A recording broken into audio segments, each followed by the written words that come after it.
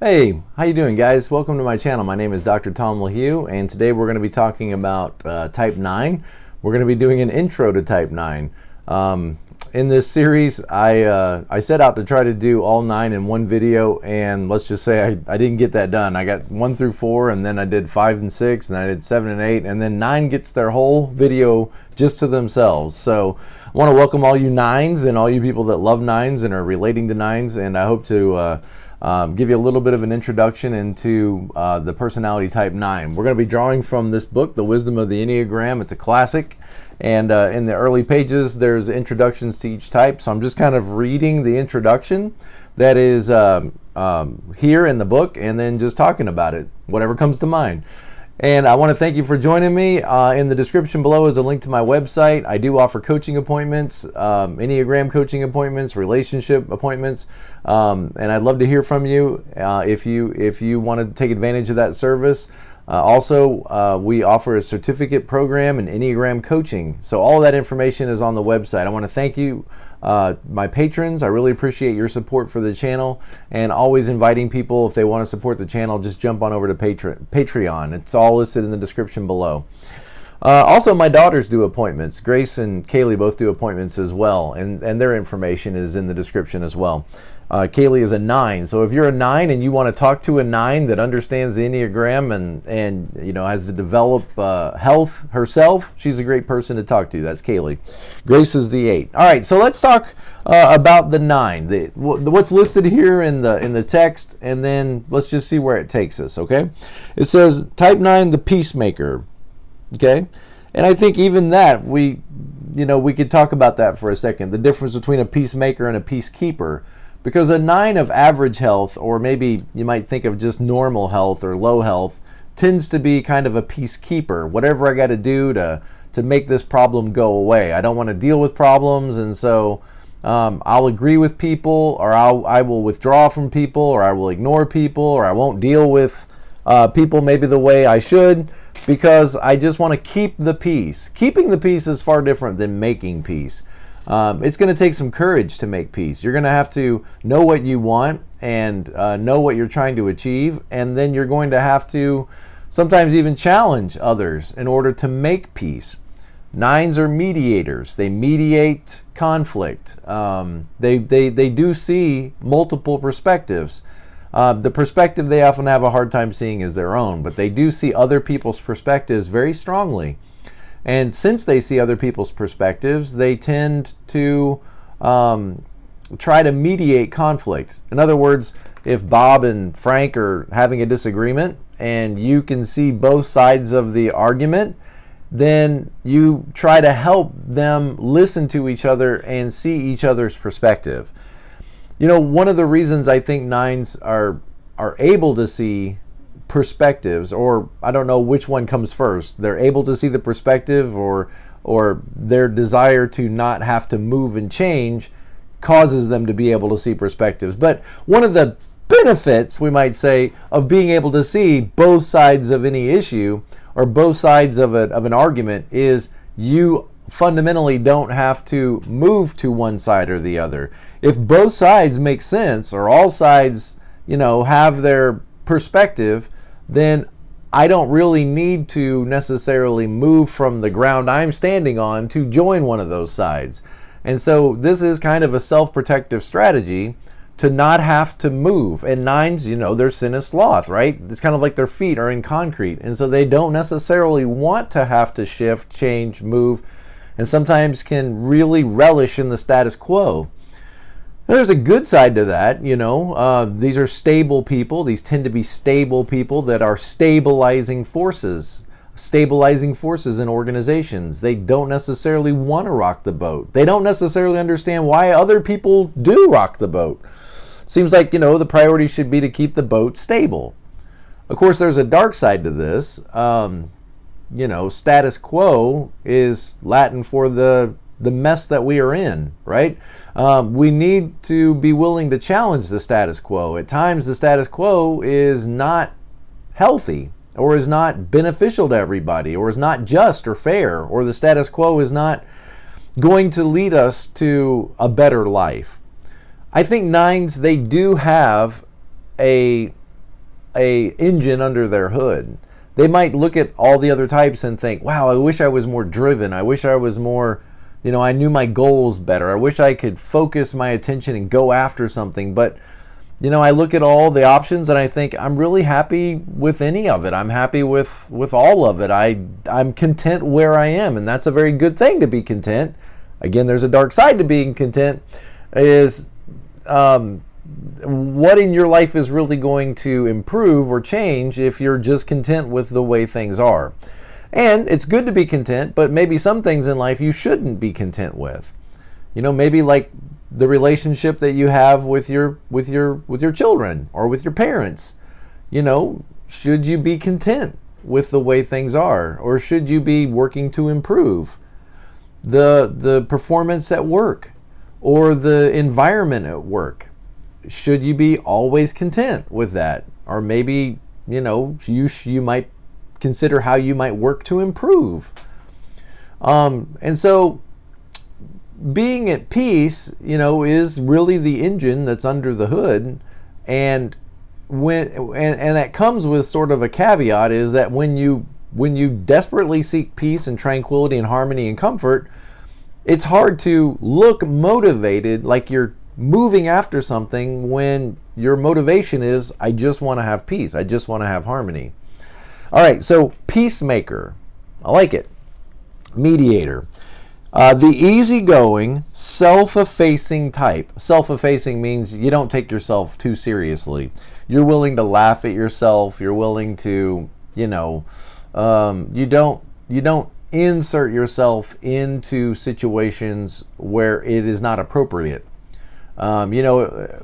Again, that's a very good thing. That's one of the things we appreciate about nines, is they don't insert themselves into problems that they're not a part of. Some types do that, Some types tend to think that, oh, this must be about me.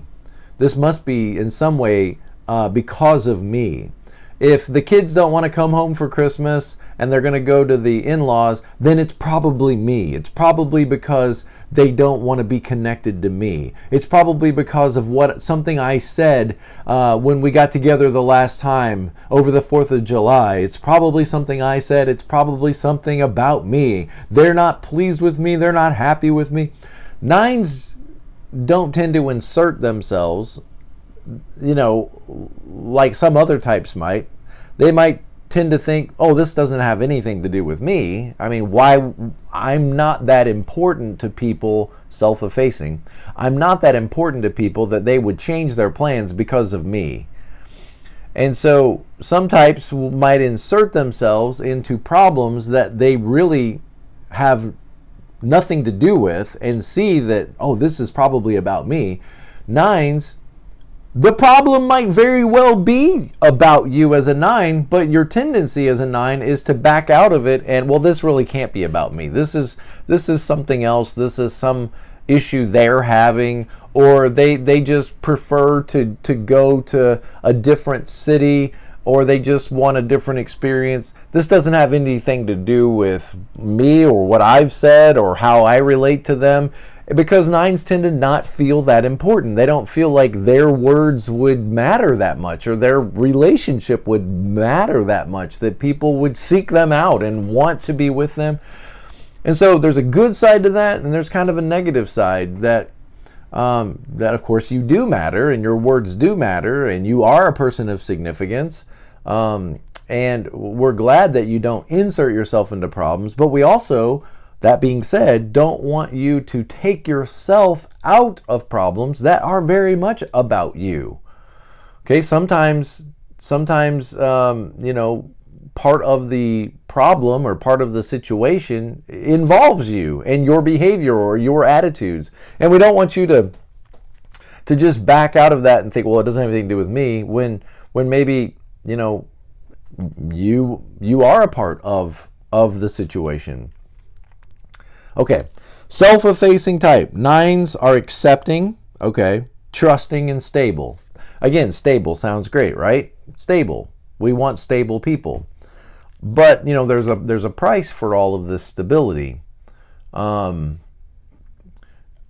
what degree do you moderate yourself in order to be so stable? Meaning, when you're in a situation that's unpleasant, other types might respond in an unpleasant way. They might speak up. They might verbalize or vocalize their frustrations. Well, it says here that 9s are accepting, okay, and stable. Accepting, trusting, and stable. Maybe some things we shouldn't accept. Maybe some things and some relationships and some words that people are saying should not be tolerated. We want to live in a very tolerant society, right? Everybody is very proud of how tolerant they are.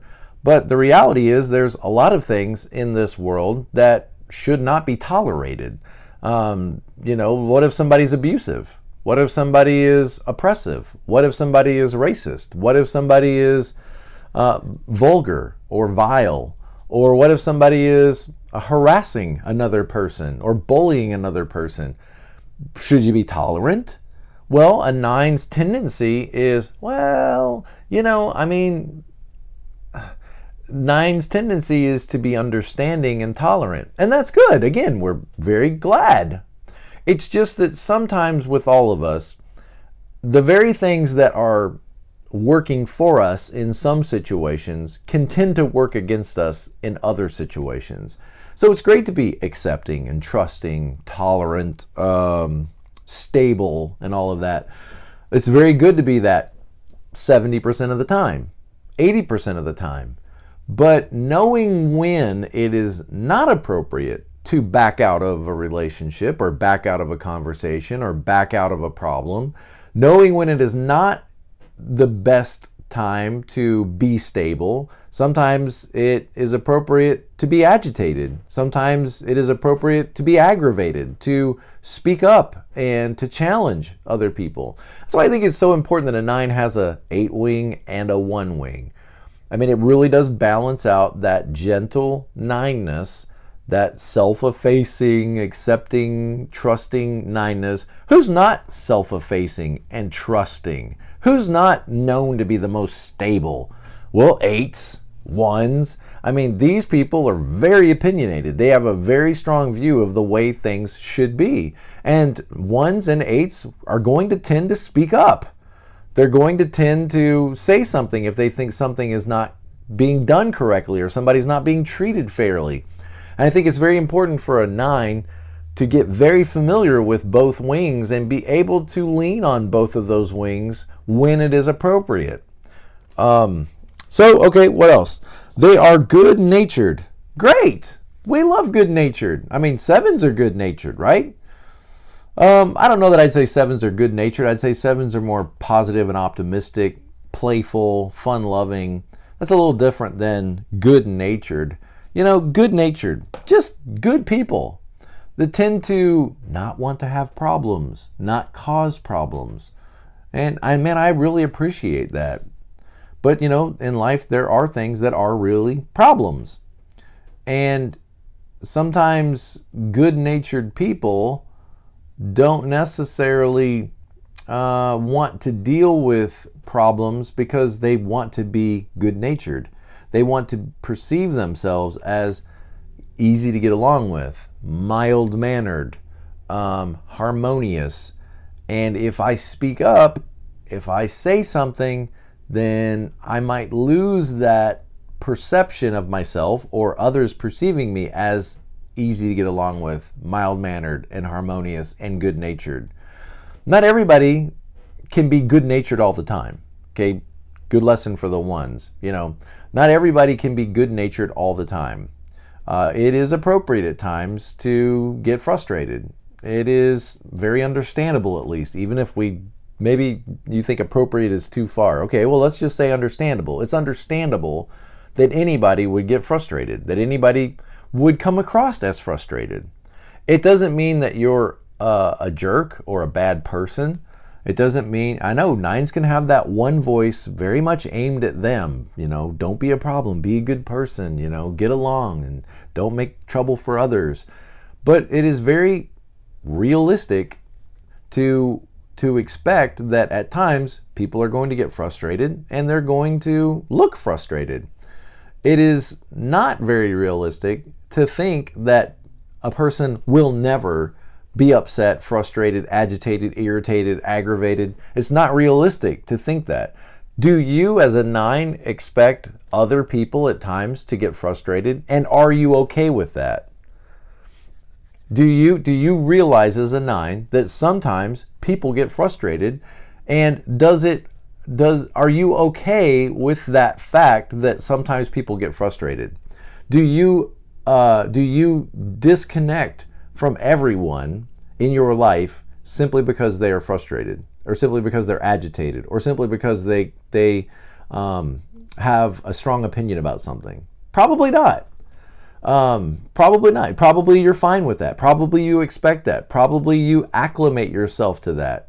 And again, I ask the question of 9s that I always ask: is it okay for normal people to get irritated, agitated, frustrated, aggravated, upset, hurt, disgusted? Is it okay for normal people to respond that way at times in their relationships, at work, at school, in their communities? Is it okay? Is it okay for normal people to get frustrated? Sure, right? Well, then it's okay for you. If it's okay for normal people, and it's something that you just understand and you even expect is going to happen, then it's okay for you to, at times, get in touch with your own aggravation, your own frustration. I think it is very helpful for 9s to try to look inward and get in touch with the stuff that would frustrate other people. Because as a 9, you don't necessarily want to get frustrated, especially the 9-wing 1s. But even 9-8s, they'll get frustrated and then they want to let it go. They don't want to sit with that and seethe with that anger. And I appreciate that. I don't want to seethe with anger either. I don't think any of us want to. But I think it's very helpful for you as 9s to sit still long enough. And when I say sit still for a 7, that means rest. When I say sit still for a 9, that means engage. Sit still with the music off, with the Netflix off, with no people around you, as close to nature as possible, and just let bubble up what bubbles up. And I don't mean zone out, okay? I'm not saying zone out on a rock somewhere in the sun, merging with nature, okay? I'm not saying that. There's other times for that. But I think what would be healthy for many 9s is to just sit still and observe what they're feeling and observe what they're thinking, as if you're watching a movie screen. And the tendency, and I want you to observe this in yourself, the tendency is when something comes up that is unpleasant, when something that comes up to the surface that gives you that kind of sad feeling, or that uncomfortable feeling, watch yourself as a 9 tend to try to suppress that away and say, oh, well, they didn't really know what they were saying and they didn't really mean it. And maybe I was just having a bad day, or they were probably having a bad day. And, it's not, my parents did the best they could. And they did a lot better than a lot of other parents. And, okay, look at your tendency to try to talk yourself out of anything that would feel like a frustration or a problem.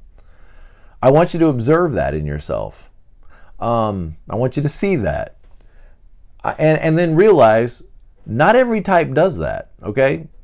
Other types, when something comes up that is frustrating, they get frustrated. They look frustrated, they sound frustrated, they get aggravated, they go around talking to other people. Can you believe this garbage? Can you believe what they said to me? This is ridiculous. Why would anybody do that? Other types, when they sense the same feelings, it tends to come out, all right? They acknowledge it as anger, and it comes out as anger. Notice your tendency to talk yourself out of anything that would possibly make another person angry. And again, is it okay for normal people to get frustrated and angry? Sure it is. Then it's okay for you as well at times. And you say, well, what's the benefit of this? Why should I sit there and stew over something that happened, a year ago? That doesn't seem all that beneficial. Okay, the point is, as a 9, listen to yourself. Okay? That's what you're not doing. you're not listening to yourself. You're talking to yourself. You're telling yourself, it's fine, it's not really a problem, they didn't really know any better. I mean, after all, they've been through a lot, and it was maybe too much for me to expect. Look, you're talking to yourself, okay? Quit talking to yourself. Let it come up. Listen to yourself.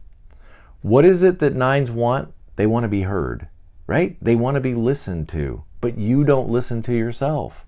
You don't listen to yourself. If I say, hey, is it fine if we go get pizza? You don't listen to yourself. You say, oh, he wants to eat pizza, so I need to say pizza's fine. Yeah, pizza's fine. You didn't listen to yourself. Your first impulse is, what does everybody else want? And that's great. That's why you're so easy to get along with.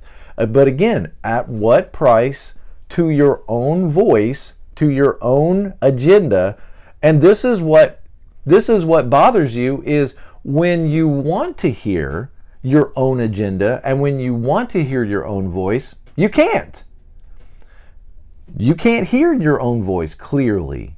And so you're looking around at all the different options, like, how do you pick? I don't know. I could be happy with any of them. All of them seem fine. What does anybody else think? I don't know.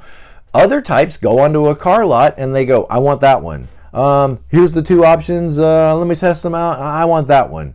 A 9 looks at them like, how do you select? How do you pick? Why don't you hear your own voice?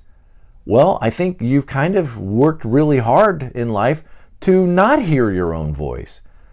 I don't want a problem. And if I listen to my own voice, I might hear stuff that's unpleasant. I might hear stuff that makes me feel like I need to have a conversation with somebody that would be unpleasant. I don't want to have an unpleasant conversation with somebody. It's easier to just ignore it.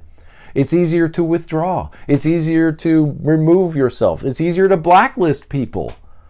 It's easier to blacklist people than it is to deal with conflict. But at the end of the day, real relationships are always going to have some measure of conflict. Wouldn't it be better to learn to navigate conflict and be able to deal with the unpleasant things in life? And so, every 9 wants to hear their own voice. They want to know, what do I want to do? And who should I marry? And what city should I live in? And what job should I work? But that same 9 will then turn around and ignore the fact that their roommates ditched them.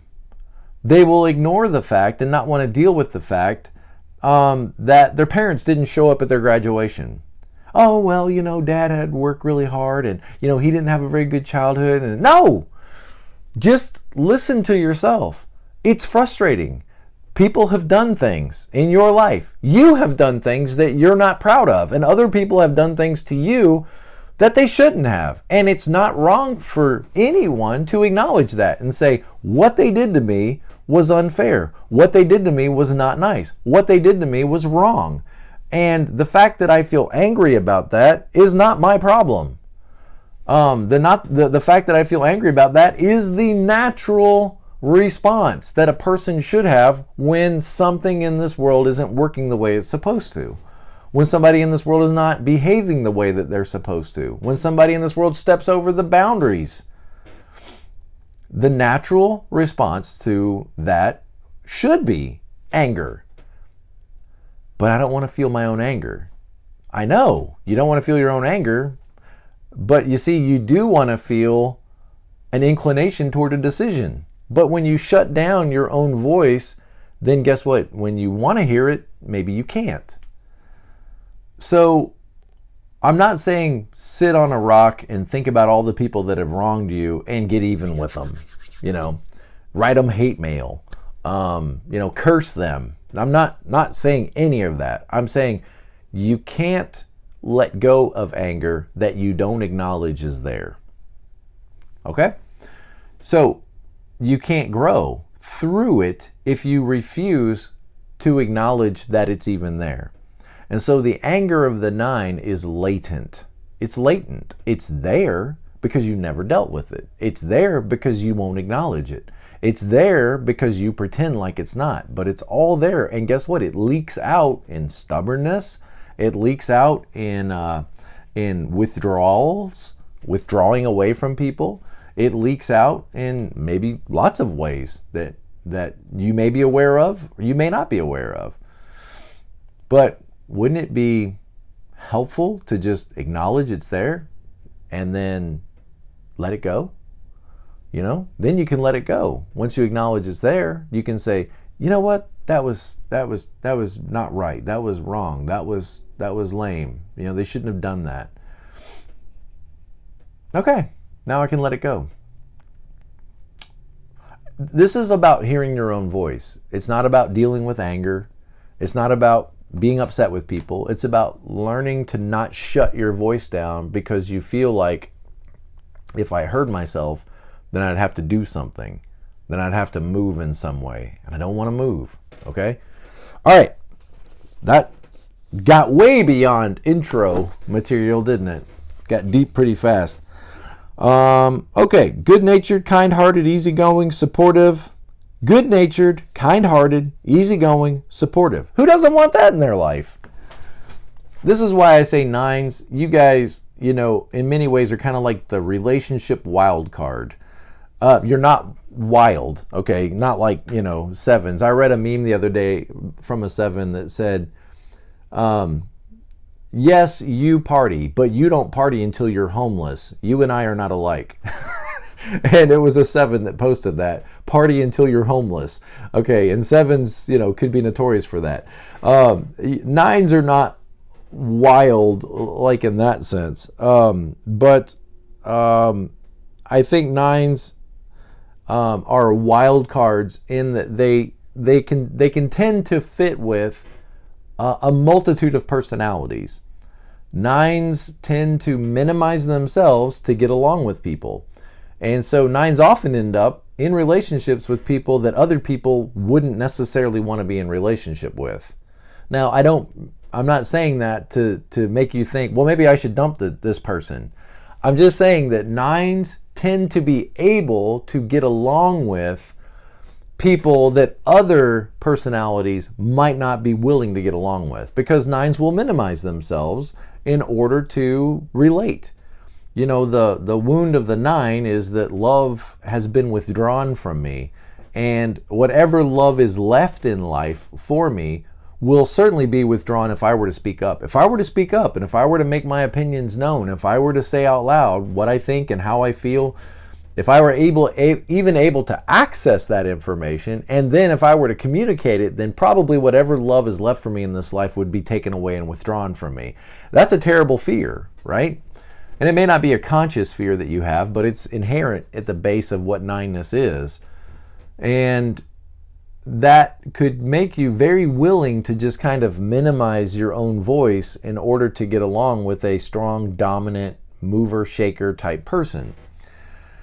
So I think that probably leads to 9s often in conversations with people thinking, what do I need to say in order for this discussion to kind of wrap itself up? What do I need to say? What do I need to do? 9s tend to have that posture like, tell me what you want me to do. Or what do I need to say? If a 4, for example, is pushing on you, you need to really know how you feel about this. This is important. I'm talking about the political climate of the country, and how do you feel, and what do you think? And then the 4 is challenging the 9 to really look inward and discover what's in there and what they think. Probably rather than doing that, the 9 is more than likely thinking, what do I need to say to move this person back out of my space? What do I need to do in order to make this whole thing be done? I think most 9s, they tend to think of relationships like it should be easy. It should be easy. Relationships should be easy. You should go to work, you should come home, you walk the dog, you eat dinner, you watch television, maybe play your guitar, and then you go to bed at night. And you wake up tomorrow like Winnie the Pooh with no necessary agenda, and you just repeat, and why do we have to get into all of this, such strong emotions and strong opinions and strong feelings, and people getting hurt and people, challenging each other and all that?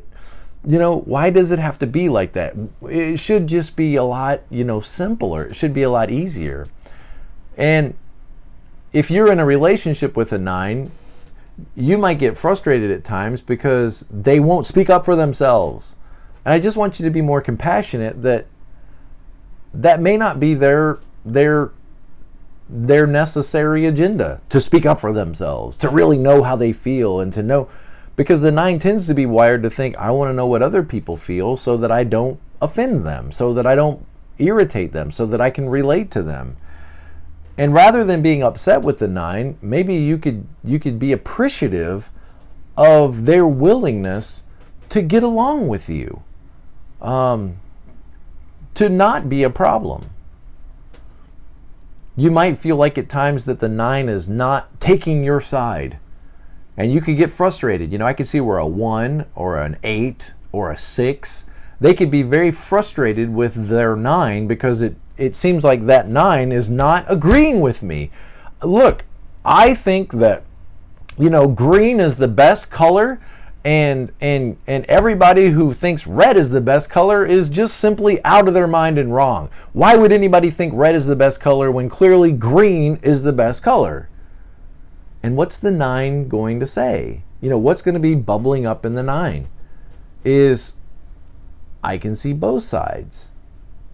I can see why people like green, and there's really a case to be made for red. I don't know that one is better than the other. And so when the 9 starts to try to communicate their ability to see both sides, the person that is diehard committed to green is going to think, well, you're taking the other side. You're not really on my team. What kind of person are you? And the 9 probably doesn't prefer either color or either side of the issue. They just prefer. And I think when people are pushing on you as a 9 to tell us what you think, tell us your opinion, and you feel that, that unrest of that encounter, I think stand firm on your position. Your position may sound like this. Well, I see both sides.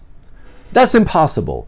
Green is certainly better than red. You can't see both sides. No, my position is, and what I feel very strongly about, is there's a case to be made for both sides. That is the referee. 9 wing 8 is called the referee. So maybe learn to be comfortable in that uniform. You don't wear a green team uniform and you don't wear a red team uniform. You wear the black and white referee uniform. And when people are trying to push you onto a team, and you have to know how you feel about this, and you have to be willing to stand up for yourself, and you have to be willing to take a position, and maybe your position that you vocalize is, I don't think that way. I realize that with you guys, you tend to think one way or the other, and I understand that. I don't think that way. My position is, I don't think one way or the other. One is better than the other. I see both sides. That's the ground I stand on. No, you can't think that way.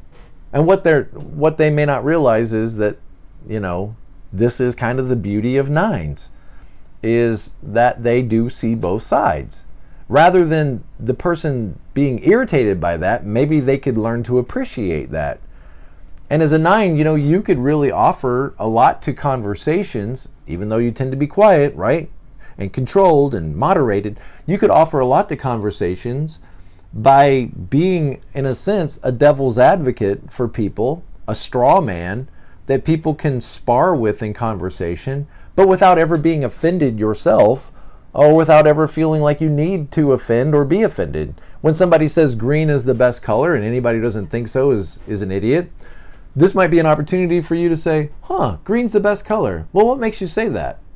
Well, blah, blah, blah, blah, blah. Well, there's a strong case to be made for red. And see, you can be somewhat of a neutral party in this while challenging the other person and giving them sort of a sparring partner in conversation. Just recognizing that, at the end of the day, you probably don't care if it's green or red. They do. They're obviously very passionate about what they believe, and that's fine. That's how they see the world, from that one perspective. Your perspective is, I see all sides. And maybe that's, what you could fight for. When somebody's pushing you to make a decision, what do you think? How do you feel about this? Your decision might be, I see both sides, or I see the benefit of both ways of doing things. And that is a very strong opinion. That is a very strong position. You may not see it as a strong position because it tends to be the middle ground or the moderator's position, but it is a very strong position to say, I see both sides. Okay, again, wow, I got really wrapped up in that, didn't I? So, easygoing, supportive, but they can be too willing to go along with others to keep the peace. I didn't say that, okay? It's right there. They can be too willing to go along with others to keep the peace. And you know what will happen? You realize this, that in all relationships, we're training the other person how to relate to us. By the way we relate to them, we're training them how to relate to us. And so if you're willing to go along when I get loud or upset or angry and you're willing to just go along with that, you've trained me that all I need to do is get a little ugly and a little growly, and then you'll cooperate. But watch what probably will happen is too many times of doing that, and on the surface you may continue to go along, but what's happening inside? Inside, you're becoming resentful. Inside, you're starting to withdraw. Now, I may never see that, and so you're not being open. Being open would say, hey, quit being a jerk. I'll go when I'm ready to go. But you don't say that. You comply on the surface because you don't want a problem and you want to be agreeable. You comply on the surface while internally you're starting to withdraw from the relationship and you're becoming resentful. And your chances are you're just going to start withdrawing externally slowly. And so all of a sudden you just won't come around anymore. All of a sudden I just won't have interactions with you, and I'll wonder what went wrong. And I've never had the opportunity to apologize for what I did or said because it was never pointed out. Because, well, I didn't want to be a problem and I didn't want to point it out. But it's not really fair to just withdraw from a relationship without giving the other person the reason why what they're doing is prompting this withdrawing. And you might do this as a pattern in your life, just kind of back out of relationships. Look how nines back out. They back out of problems, they back out of situations, they back out of relationships. And I'm just saying, is this really the best way to manage relationship problems? To just back out and put a wall up and have no more dealings with those people? I mean, sometimes these walls that you put up and blacklist people, these relationships could have been repaired or solved if you would have just had the courage and the willingness to risk voicing your problem. If you could have said, hey, Marty, I don't like it and appreciate it when you talk to me like that. Then Marty then is faced with a decision. Does he want to change how he relates to you and maintain the friendship? Or does he want to, not care or not be concerned and lose the relationship? But what you're doing is you're not giving Marty an opportunity to amend his ways because he doesn't even know that there's a problem. He just realizes one day that he's not seeing you anymore. Okay. I hope that makes sense. They want everything to be without conflict. I didn't write it. Now, let me ask you the normal person question. Is it normal to expect everything in life to be without conflict? I think you know the answer to that rhetorical question. That would not be a realistic expectation, that everything is going to be without conflict. So could we say that maybe you're a dreamer? Okay, 9-wing 1, maybe you're a dreamer. Conflict is not necessarily bad.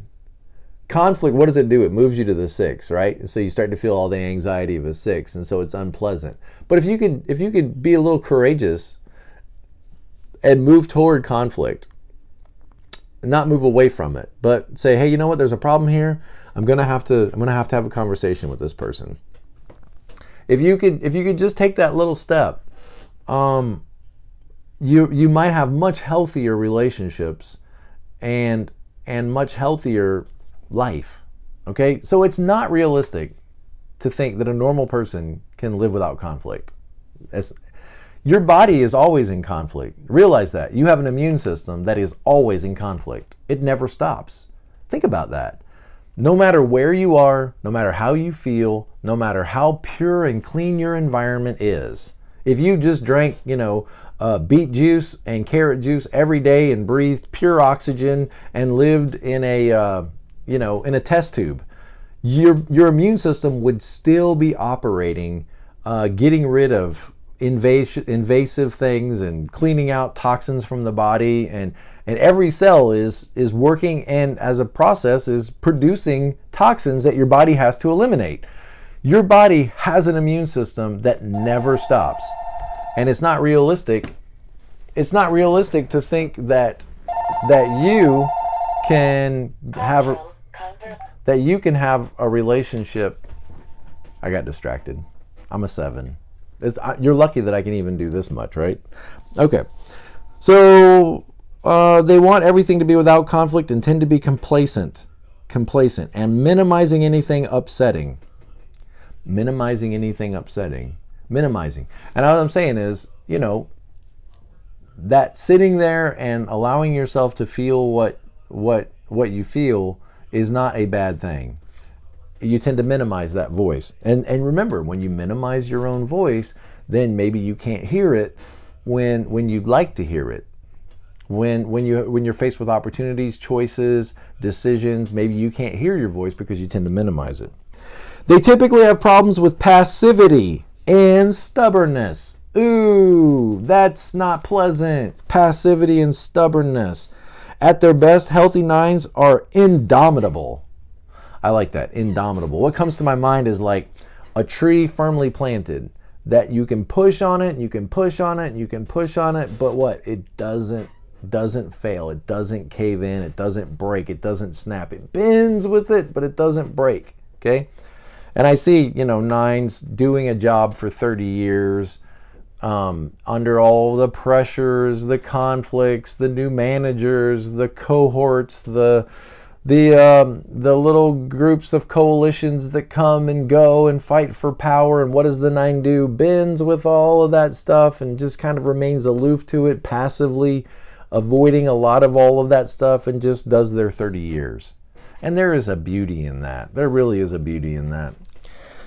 Indomitable and all-embracing. They are able to bring people together and heal conflicts. Now that's at their best, right?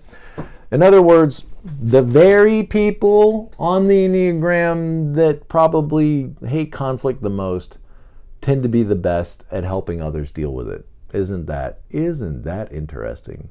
Think like 6s, they tend to be the ones, right, that are always afraid of some kind of dreadful panic situation. But when the actual crisis comes, who better than a 6? They're the EMTs. They're often the police officers, sometimes even military, right? They're the first responders a lot of times, the ER nurses, The people that fear crisis the most, guess what, are the best in a crisis. The people that fear conflict the most and fear being disagreeable the most, guess what, tend to be the most helpful at mediating conflict if they have courage, if they'll lean in instead of lean away and step toward the conflict and mediate and calm people down. That's what 9s do. They calm people down. They say, hey, Marty, I don't think you're really hearing Sam. Sam, I don't think you're really listening to Marty. Both of you are making a good point. I think you need to listen to each other. Now, if you're of average health 9, you're not going to do that. You're going to think, oh gosh, I got to get out of here. This is unpleasant. This is disturbing my comfort. I've got to go, anywhere else but be in this meeting. But a healthy 9 takes a deep breath, mediates the conflict, brings people together, and gets people to do what? Listen to each other. So why is it such a hard challenge for the 9 to listen to themselves. Well, gave you guys a lot to think about today, and certainly wish you the best, and thank you guys for watching this channel. I hope it's a blessing to you, and as always, be present to life. Don't get stuck in your dream mode that you don't ever live it out, right? And don't get stuck in, the way easy relationships should be, that you miss the way relationships are. All right, take care, guys. I'll see you next time.